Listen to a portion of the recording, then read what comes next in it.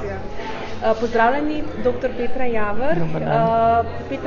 Gospa Petra Javrh je iz Andragoškega centra, ki je Slovenije za izobraževanje odraslih. Ja. In danes je imela res izjemen prispevek.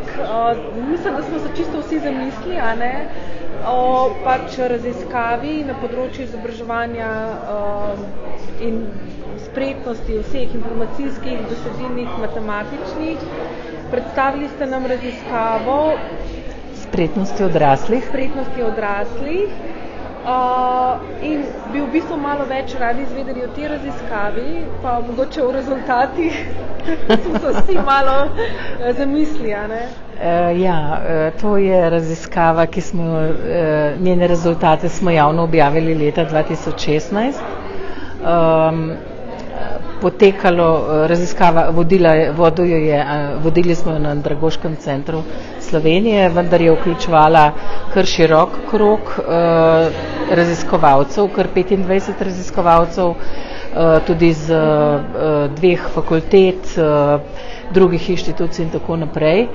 Za Slovenijo govorim. Sicer je pa to mednarodna raziskava, ki jo po domače mi rečemo raziskava PIAAC, ker je to tudi akronim te raziskave, v kateri je sodelovalo prav v tem ciklu, o katerih podatkih sem jaz govorila, v bistvu 33 držav razvitega dela sveta, večina evropskih držav, tudi tako, da smo mi lahko primerjali podatke z, bi tako rekla, z EU, oziroma smo izračunali tudi EU povprečje, pa OECD povprečje in seveda imamo tudi v bistvu zelo relevantne podatke v bistvu v slovenski populaciji od 16 do 65 let. To pomeni, kakšne so spretnosti odraslih prebivalcev Slovenije.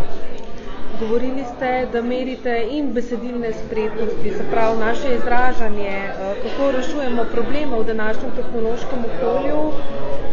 In kako tudi kako znamo recimo, kako bi rekla, zahtevne, kompleksne stvari izraziti z nekim matematičnim jezikom, ali pa v bistvu, ali ta matematični jezik, ki je pač neke vrste svoj jezik, tudi razumemo in ga znamo potem tudi pretvoriti, ne, v neko svojo razlago sveta.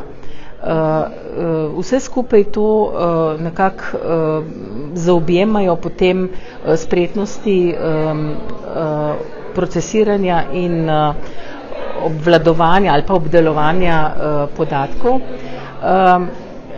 In seveda to se zelo lepo sklada z današnjim v bistvu naslovom tega srečanja, torej ali obvladujemo te podatke, ki jih je zmerom več in so zmerom bolj kompleksni. Kakšni so rezultati raziskave PIAAC ali pa raziskave o spretnostih odraslih za Slovenijo? V bistvu to, kar ste že rekla, porazni. Pričakovali smo boljše rezultate na nacionalnem nivoju. Recimo tisto, kar tako nasplošno lahko rečem, je, da v bistvu vsak 4. prebivalec Slovenije ima resne težave s tem, da procesira podatke in potem na osnovi tega pravilnega prepoznavanja podatkov z njimi tudi nekaj počne. Pa ne glede potem, ali so to neka tiskana besedila, ali gre to za neke kompleksnejše podatke, recimo v digitalnem okolju. To recimo je ena taka reč. Tisto, kar pa verjetno vas je še najbolj, kako bi rekla, zaskrbelo, je pa to, ne, da je 11% odraslih v tej starosti, se pravi od 16 do 65 let, kar 11% ljudi v državi v bistvu ima zelo resne težave, ne, se pravi niti teh osnovnih veščin, kako recimo prebrati besedilo, ga razumeti in kako na osnovi tega prebranega izluščiti bistvo in na osnovi tistega bistva potem nekaj početi s to informacijo. Ne. Kje smo potem šele, kot ste rekla, ne, nismo gledali samo veščin branja ali pa recimo prepoznavanja informacij v besedilih, ampak smo tudi merili, ne samo spraševali za mnenje, ampak merili, testirali recimo veščine ali pa spretnosti reševanja problemov v tehnološko bogatih okoljih, smo mi temu rekli. Kaj to pomeni? To pomeni, da smo gledali, koliko se ljudje, recimo, zdaj čisto konkreten primer, znajdejo, ko pridejo na splet. Ko morajo, recimo, navigirati med različnimi spletnimi mesti, ko morajo, recimo, izbirati med različnimi ponudniki in priti do točno določenega cilja. In tukaj so rezultati konsistentni, tako kot so zelo nizki rezultati na besedilnih spretnostih, matematičnih spretnostih, so v bistvu ravno tako zelo nizki rezultati tudi na spretnostih reševanja tehnološko bogatih. Vsa tri področja nekako... Ja, konsistentno kažejo, da je podatek zanesljiv. Ali vidite mogoče v prihodnosti, se pravi, če imamo tako slabe rezultate, seveda tukaj pomeni, da je priložnost, da to izboljšamo, tudi vlogo knjižnic mogoče v tem? Absolutno, zato sem tudi z velikim veseljem se odzvala na vaše povabilo, da pridem, razgrnem te rezultate. Namreč mislim, da gre tukaj za več kompleksnejših vprašanj. Prvo je, ali mi resnično razumemo kompleksnost branja v digitalno bogatem okolju ali pa v digitalnem prostoru. Se pravi, naslov mojega predavanja je bilo recimo klasično branje proti nekako digitalnemu branju. In že ta osnovni razmislek nam pokaže v bistvu, da in tudi rezultati PIAAC oziroma te raziskave nam povedo v bistvu, da je dobro, solidno branje, se pravi dobro dekodiranje besed, dobro razumevanje stavka, strukture in dobro, kako bi rekla, razumevanje posameznih odstavkov predpogoj, da mi sploh lahko govorimo o branju v digitalnem, dobrem branju v digitalnem okolju, ker se pokaže, da ni res ta predpostavka, ki jo pogosto tako laično slišimo, a ne med ljudmi, se vsem ni važno, da berem knjige. Jaz zdaj tako vsak dan zelo veliko sedim za računalnikom in se moram tam znajti in znam brati drugače. Podatki PIAAC pokažejo, da to ni res. Kajti zelo velika korelacija je med rezultati za besedilno pismenost in rezultati reševanja problemov v tehnološko bogatih okoljih. Kaj to preprosto pomeni? Tisti, ki imajo nizke rezultate na besedilnih spretnostih, imajo z veliko verjetnostjo zelo nizke rezultate tudi tu. Torej, ta korelacija je v bistvu zelo velika, nas je tudi presenetila, in potem seveda tudi recimo te okoliščine, da v bistvu tisti, ki imajo više stopne izobrazbe, da še vedno velja to pravilo, više stopne izobrazbe, boljši ekonomski položaj in seveda tudi višji dosežki na testih spretnosti.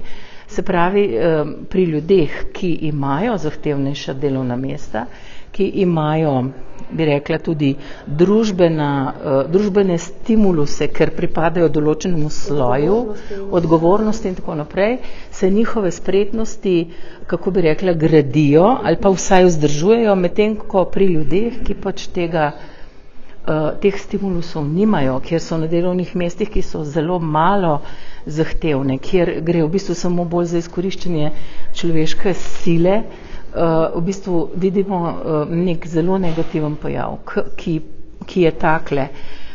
Naši mladi, ko vstopajo na trg dela, so popolnoma primerljivi z vsemi mladimi v Evropi, so nekje v zlatem povprečju.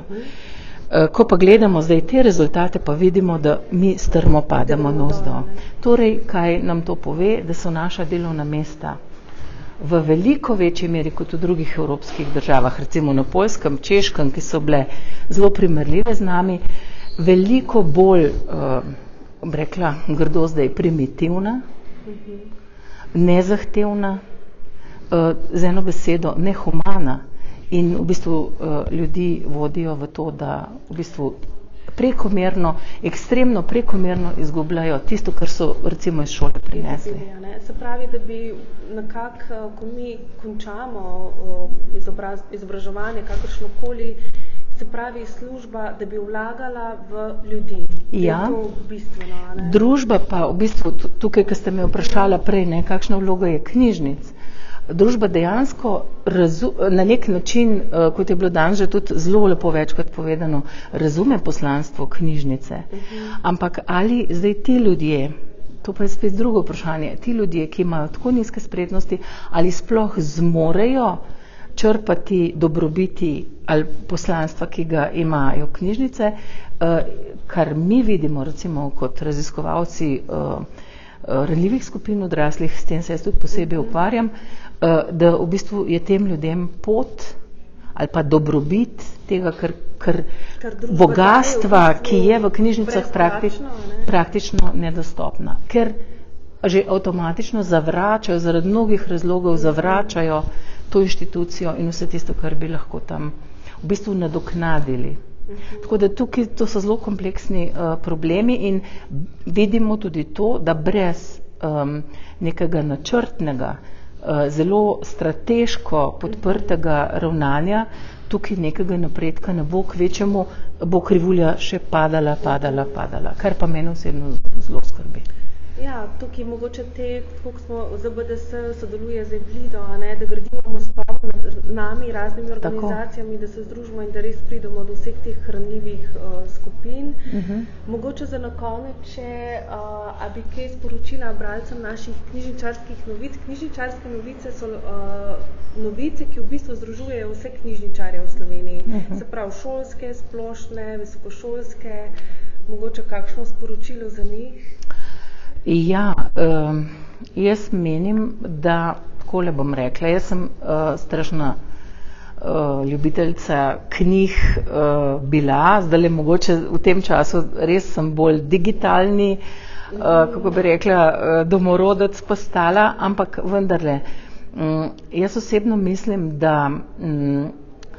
je knjižnica en tak zelo poseben prostor, kjer je verjeten eden od redkih hramov humanizma še, ki ostaja, se pravi človečnosti kot take.